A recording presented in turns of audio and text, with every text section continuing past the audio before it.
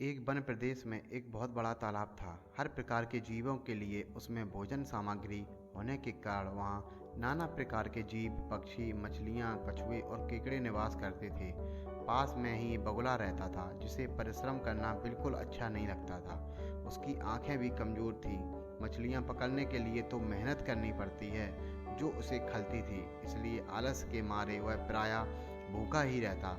एक टांग पर खड़ा यही सोचता रहता कि क्या उपाय किया जाए कि बिना हाथ पैर हिलाए रोज भोजन मिले। एक दिन उसे एक उपाय सूझा, तो वह उसे आजमाने बैठ गया।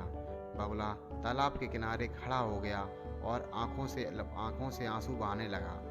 एक केकड़े ने उसे आंसू बहाते देखा, तो वह उसके निकट आया और पूछने लगा, मामा, क्या बात है? भोजन के लिए मछलियों का शिकार करने की बजाय खड़े आंसू का बहा रहे हो? बगुले ने जोर की हिचकी ली और भर्राए गले से बोला, बेटे, बहुत कर लिया मछलियों का शिकार। अब मैं यह पाप कार्य नहीं करूँगा। मेरी आत्मा जाग उठी है, इसलिए मैं निकट आई मछलियों को भी नहीं पकड़ रहा हूँ। तुम तो देख ही रहे हो।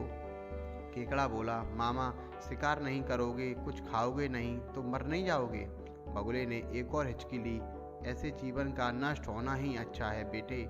वैसे भी हम सबको जल्दी मरना ही है। मुझे ज्ञात हुआ है कि शीघ्र ही यहाँ 12 वर्ष लंबा सूखा पड़ेगा।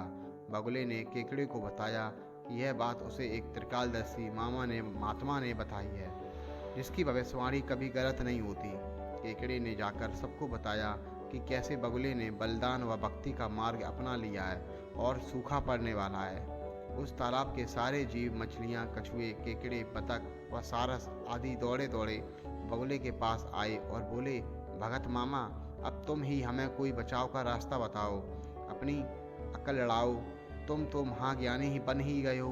बगुले ने कुछ सोचकर बताया कि वहाँ से कुछ कोस दूर एक जलाशय है, जिसमें पहाड़ी झरना बहकर गिरता है। वह कभी नहीं सूखता। यदि जलाशय के सब जीव वहाँ चले जाएं, तो बचाव हो सकता है।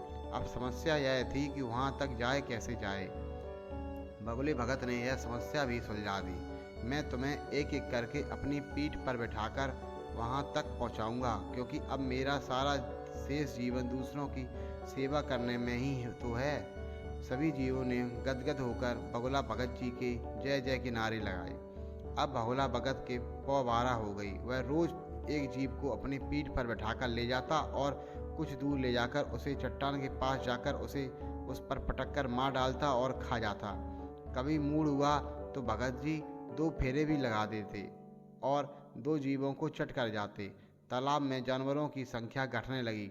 चट्टान के पास मरे जीवों की हड्डियां का ढेर बढ़ने लगा और भगत जी की सेहत बनने लगी। खा खाकर वह खूब मोटे हो गए। मुख पर लाली आ गई, पंख चर्बी के तेज से चमकने लगे। उन्हें देखकर दूसरे जीव कहते, देखो, दूसरों की सेवा का फल और पुण्य भगत जी के शरीर को लग रहा है।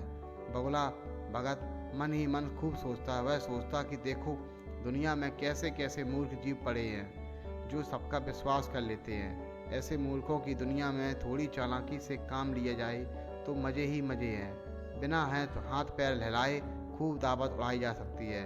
बहुत दिन यही क्रम चला। एक दिन केकड़े ने बगुले से कहा, मामा, तुमने इतने सारे जानवर यहाँ से वहाँ पहुँचा दिए, लेकिन मेरी बारी अभी तक नहीं आई। भगत जी बोले, बेटा, आज तेरा ही नंबर लगाते हैं। आजा, मेरी पीठ पर बैठ जा।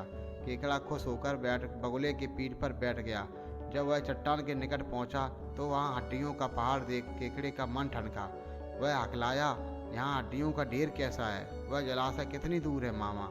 बगुला भगत ठाठा करके खूब हंसा और बोला, मूर्ख, वहाँ कोई जलाशय नहीं है। मैं एक एक को पीठ पर बिठाकर यहाँ तक लाता और खाता रहता हूँ। आज तू मरेगा।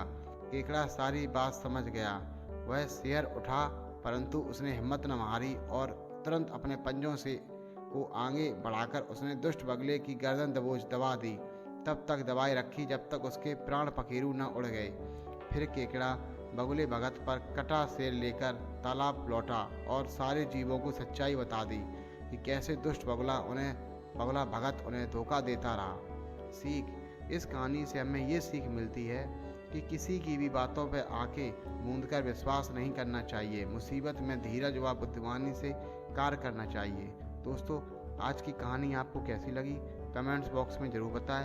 और ऐसी ही हेल्पफुल और मोटिवेशनल कहानी के लिए चैनल को लाइक करें, शेयर करें।